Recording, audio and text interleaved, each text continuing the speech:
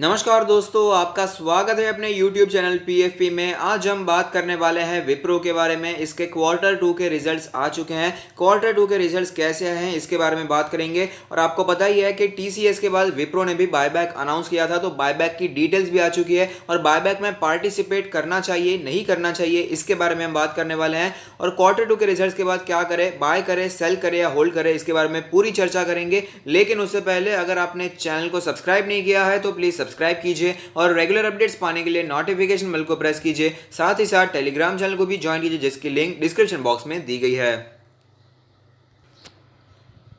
तो हम देखने वाले हैं विप्रो के कॉन्सोलिडेटेड फाइनेंशियल रिजल्ट, जहां पर सारे फिगर्स रुपीज इन मिलियंस में दिए गए हैं। अगर बात करें कंपनी के टोटल इनकम के बारे में, तो क्वार्टर 2 में जो टोटल इनकम देखने को मिल रही है वो है 1,56,514 मिलियंस के आसपास, जो कि हमें क्वार्टर ऑन क्वार्टर बेसिस पे हमें ऊपर जाते हुए नजर आती है, जो कि एक अच्छी बात है। लेकिन अगर बात करें इसके ईयर ऑन ईयर परफॉर्मेंस के बारे में, तो आप देख पाएंगे ईयर ऑन ईयर परफॉर्मेंस हमें नीचे जाता हुआ नजर आ रहा है। और अगर इसकी टोटल रेवेन्यू, टोटल इनकम के बारे में बात करें तो ज्यादा यहां पर फर्क देखने को नहीं मिलता, थोड़ा सा माइन्यूट सा फर्क हमें यहां पर दिखाई देता है। अगर बात करें इसके नेट प्रॉफिट के बारे में, यानी कि प्रॉफिट फॉर द पीरियड, तो प्रॉफिट फॉर द पीरियड देखने को मिलता है 24,844 मिलियन, जो कि हमें क्वार्टर ऑन क्वार्टर बेसिस पे परफॉर्मेंस सुधरता हुआ नजर आ रहा है। लेकिन अगर बात करें इसके ईयर ऑन ईयर परफॉर्मेंस के बारे में, तो ईयर ऑन ईयर बेसिस पे अभी भी हमें गिरावट ही देखने को मिल रही है। तो ओवरऑल अगर सिचुएशन बात करें तो जो इसके रिजल्ट्स हमें देखने को मिल रहे हैं, जो आईटी सेक्टर से यहां पर रिजल्ट्स एक्सपेक्टेड थे उतने ज्यादा बेहतर रिजल्ट्स तो हमें देखने को नहीं मिले हैं। जैसे कि आपको पता है यहां पर TCS को रिजल्ट्स आए थे वो काफी अच्छे आए थे,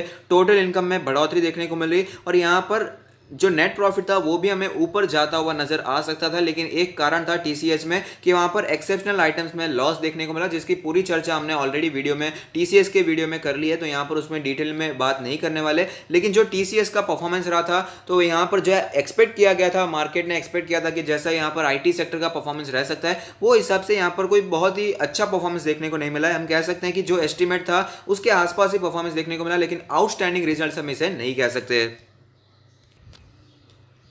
अगर बात करें यहां पर विप्रो के बायबैक के बारे में, तो बायबैक यहां पर जो प्राइस डिसाइड किया है वो है 400 पर शेयर का। टेंडर ऑफर यहां पर 400 पर हमें दिखाई देता है। और अगर बात करें कितना बड़ा बायबैक है, तो 95,000 मिलियन रुपीस का बायबैक हमें यह दिखाई देता है, जो कि 4.16% कैपिटल, यहां पर 16% शेयर कैपिटल यहां पर वापस खींचना चाहते हैं। अच्छी बात है, अच्छा बड़ा बायबैक हमें यहां पर दिखाई देता है। तो आप देख पाएंगे 400 रुपीज पर शेयर का हमें यहां पर बायबैक दिखाई देता है। तो क्या करना चाहिए, बायबैक में पार्टिसिपेट करें या ना करें, उसके बारे में चार्ट्स पर चर्चा करते हैं। चार्ट्स पर जाने से पहले जरा कंपनी की कुछ डिटेल्स जान लेते हैं, कंपनी वैल्यूएशन क्या है, ये सब चीजें जान लेते हैं। तो विप्रो का लास्ट ट्रेडेड प्राइस है 375 रुपीज, जो कि हमें 0.41% नीचे दिखाई दिया है। मार्केट कैप की अगर बात करें तो दिग्गज मार्केट कैप है, 2,14,000 करोड़ से भी ज्यादा की मार्केट कैप दिखाई देती है। अगर बात करें कंपनी के डिविडेंड यील्ड के बारे में, तो 0.27% की डिविडेंड यील्ड दिखाई देती है। Face value 2 rupees per equity share है। अगर बात करें इंडस्ट्री के पी रेशियो के बारे में, तो वो है 29.01, जबकि विप्रो का 24.25 दिखाई देता है, तो इंडस्ट्री के मुकाबले सस्ता दिखाई देता है। प्राइस टू बुक रेशियो की बात करें तो 4.63 का हमें प्राइस टू बुक रेशियो दिखाई देता है। तो अब चलते हैं चार्ट्स पर, वहां पर कैसी सिचुएशन बनी हुई है उसके बारे में भी बात कर लेते हैं। तो आप देख सकते हैं हम विप्रो के चार्ट्स पर आ चुके हैं, जहां पर हमें पता चलता है कि जब मार्केट में क्रैश देखने को मिला था तब 160 के आसपास के लेवल पर स्टॉक ने सपोर्ट लिया और आप देख सकते हैं उसके बाद भारी तेजी हमें देखने को मिल रही है, कहीं ज्यादा ऊपर जाता हुआ नजर आता है। 375 के आसपास हमें ये ट्रेड करता हुआ नजर आता है। सारे मूविंग एवरेज के ऊपर फिलहाल ये ट्रेड कर रहा है। अगर बात करें इंडिकेटर्स के बारे में, तो मनी फ्लो इंडेक्स का नंबर जो कैलकुलेट होकर आता है वो है 93.94। तो आप समझ सकते हैं कि काफी ज्यादा ओवरबॉट सिचुएशन में दिखाई देता है। अगर ये 70 के ऊपर जाता है तो ओवरबॉट है, अगर ये 80 के ऊपर जाता है तो हाईली ओवरबॉट सिचुएशन दिखाई देती है। तो आप समझ सकते हैं 93.94 काफी ज्यादा ओवरबॉट सिचुएशन यहां पर दिखाई दे रही है। अगर बात करें RSI के नंबर के बारे में, तो आप देख पाएंगे RSI का नंबर कैलकुलेट होकर आता है 83.2। तो यहां पर भी कोई सिचुएशन ओवरसोल्ड वाली तो ऑफकोर्स दिखाई नहीं देगी, यहां पर भी ओवरबॉट सिचुएशन यहां पर दिखाई देती है।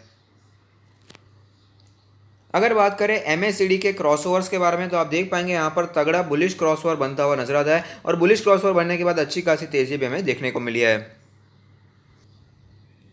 अगर बात करें बॉलिंजर बैंड के बारे में तो आप देख पाएंगे बॉलिंजर बैंड के लोअर बैंड के आसपास सपोर्ट लेने के बाद कंटिन्यूअसली स्टॉक हमें अप ट्रेंड में ही दिखाई देता है। अपर बैंड के भी ऊपर फिलहाल स्टॉक हमें दिखाई देता है। अपर बैंड के आसपास ही क्लोजिंग देखने को मिली है। मीडियन है 327 का लेवल। अगर बात करें इसके लोअर बैंड के बारे में तो लोअर बैंड कैलकुलेट होकर आता है 279 के आसपास का लेवल।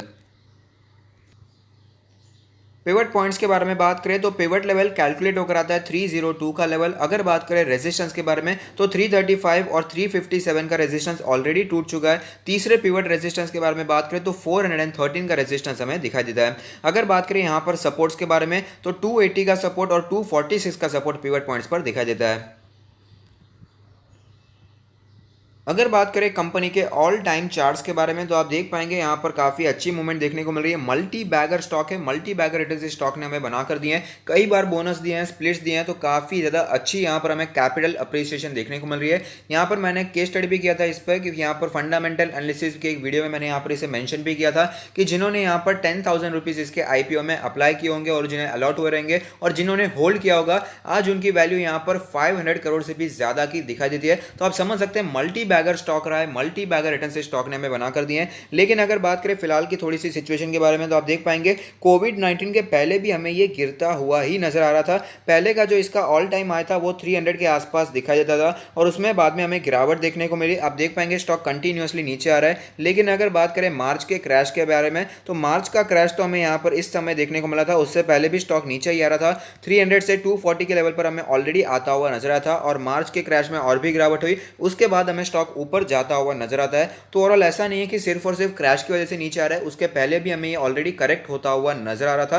और यहाँ पर जैसे कि आपको पता है विप्रो के यहाँ पर कॉम्पिटिटर्स काफी ज्यादा टफ दिखाई देते हैं। TCS है, इन्फोसिस है, HCL टेक है, बहुत सारी और भी कंपनीज हमें यहाँ पर दिखाई देती है। लेकिन ऑफकोर्स विप्रो में कोई भी प्रॉब्लम नहीं है। लेकिन अगर फिलहाल की थोड़ी सी परफॉर्मेंस के बारे में बात करें तो इसका जो परफॉर्मेंस फिलहाल के समय का 1-2 साल का दिखाई देता है, थोड़ा सा स्ट्रगलिंग दिखाई दे रहा है और उसी के कारण देखिए आप स्टॉक में हमें गिरावट में देखने को मिली थी। 2019 से शेयर में ज्यादा तेजी तो देखने को नहीं मिली है। 300 के लेवल से स्टॉक हमें नीचे ही आता हुआ नजर आ रहा है। यही वो रीजन है कि यहाँ पर थोड़ा सा जो परफॉर्मेंस है थोड़ा सा यहाँ पर वीक होता हुआ नजर आ रहा है। और जैसे कि हमने देखा फिलहाल की सिचुएशन में TCS ने अपने परफॉर्मेंस को सुधारा है ईयर ऑन ईयर बेसिस और यहाँ पर क्वार्टर ऑन क्वार्टर बेसिस भी। लेकिन यहाँ पर अगर बात करें विप्रो के बारे में तो वहां पर ऐसी सिचुएशन देखने को नहीं मिलती है। इसके रेवेन्यू की बात करें या प्रॉफिट के बारे में, यहाँ per year on year basis पे अभी भी हमें प्रॉफिट हमें कम होता हुआ ही नजर आ रहा है। तो ये जो तेजी देखने को मिल रही है तो हम ये कह सकते हैं कि ये तेजी फिलहाल यहाँ ज़्यादा सस्टेन हो पाएगी या नहीं हो पाएगी, उस पर हमें थोड़ा सा डाउट ज़्यादा है। क्योंकि यहाँ पर जो 300 का लेवल था तब भी रिजल्ट सेम देखने को मिले थे और फिलहाल ये 370 पर चल रहा है, तब भी रिजल्ट हमें सेम देखने को मिल रहे हैं। रिजल्ट में ज़्यादा फर्क हमें देखने को नहीं मिल रहा है। और ऑफकोर्स कंपनी कैसा कामकाज करती है, कैसा परफॉर्मेंस दिखाती है, उसके हिसाब से ही हमें यहाँ पर लॉन्ग टर्म में प्राइस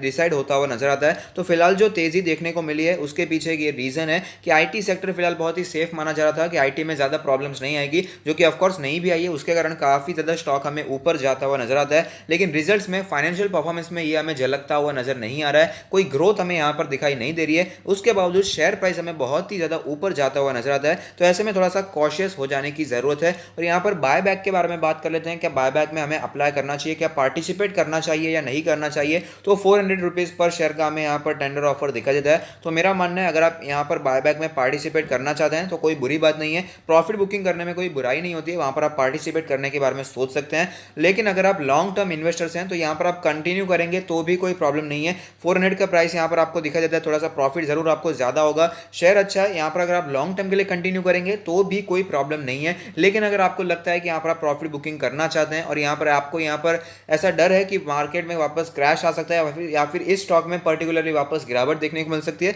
तो ऑफकोर्स बायबैक में पार्टिसिपेट करने में कोई भी बुराई नहीं है। तो अब बात करें यहाँ पर पोजीशंस के बारे में, तो अगर आपने बहुत ही ज़्यादा ऊपर पोजीशन बनाकर रखी है, आप यहाँ पर फिलहाल लॉस में चल रहे हैं, उसके चांसेस तो यहाँ पर काफ़ी कम है, तो उसके बारे में बात करके कोई मतलब नहीं है। और अगर आपने नीचे पोजीशन बनाकर रखी है, आप अभी प्रॉफिट में चल रहे हैं, लॉन्ग टर्म के लिए लिया है तो कंटिन्यू कीजिए, कंपनी में कोई भी प्रॉब्लम नहीं है। और अगर आपने शॉर्ट टर्म के लिए लिया है तो मेरा मानना है प्रॉफिट बुकिंग करने में कोई बुराई नहीं है, या बायबैक में भी आप पार्टिसिपेट करने के बारे में सोच सकते हैं। अब बात करें यहाँ पर फ्रेश बाइंग के बारे में तो मैं आपको पहले ही बता देना चाहता हूं कि विप्रो ऑफकोर्स एक अच्छा स्टॉक है, पोर्टफोलियो में ऐड किया जा सकता है। और साथ ही साथ अगर आप अपना पोर्टफोलियो हमसे रिव्यू करवाना चाहते हैं तो उसका लिंक भी हमने डिस्क्रिप्शन बॉक्स में दे दिया है। विप्रो भी अच्छा स्टॉक है, लेकिन मेरा मानना है कि इससे बेहतर कंपनीज मार्केट में मुझे अवेलेबल दिखाई देती हैं, जो कि टीसीएस, इन्फोसिस और एचसीएल टेक में मुझे काफी पसंद है। तो इन 3 शेयर्स पर मैं ज्यादा फोकस रहता है। वहां पर हमें फाइनेंशियल परफॉर्मेंस भी सुधरता हुआ नजर आता है, जो कि फिलहाल 1-2 साल से विप्रो में हमें दिखाई नहीं दे रहा है। तो इसीलिए मेरा ज्यादा फोकस यहाँ पर टीसीएस, इन्फोसिस और एचसीएल टेक पर रहता है। तो वहां पर मैं आपको ज्यादा रिकमेंडेशंस रहता हूं। तो यहाँ पर फिर भी अगर आप बाय करना चाहते हैं तो उसमें कोई भी बुराई नहीं है। स्टॉक ऑफकोर्स अच्छा है, इसके प्रमोटर्स भी काफ़ी अच्छे हमें यहाँ पर दिखा देते हैं, शेयरहोल्डर्स को काफ़ी अच्छा पैसा यहाँ पर बना कर दिया है। अगर आप यहाँ पर बाइंग करना चाहते हैं तो मेरा मानना है कि जो हमें यहाँ पर ट्रेंड के हिसाब से दिखाई देता है, 20 डेज का जो ईएम है वो जो कैलकुलेट होकर आता है उसके आसपास ही स्टॉक बार बार सपोर्ट लेता है और वापस हमें तेजी भी कंटिन्यू रहती हुई नजर आती है। तो ये लेवल फिलहाल कैलकुलेट होकर आता है 330 के आसपास के लेवल पर। तो इस लेवल पर आप फोकस बनाकर रख सकते हैं। लेकिन अगर आप यहाँ पर वेट कर सकते हैं, थोड़े से कंजर्वेटिव इन्वेस्टर्स हैं, तो मेरा मानना है 250 का लेवल कोई बुरा लेवल नहीं है, जहां पर फिलहाल इसका 200 डेज का मूविंग एवरेज बनकर आता है। अगर ये शेयर हमें कंटिन्यूअसली ऊपर जाता हुआ नजर आता है तो ऑफकोर्स 200 डेज का मूविंग एवरेज भी हमें ऊपर जाता हुआ नजर आएगा।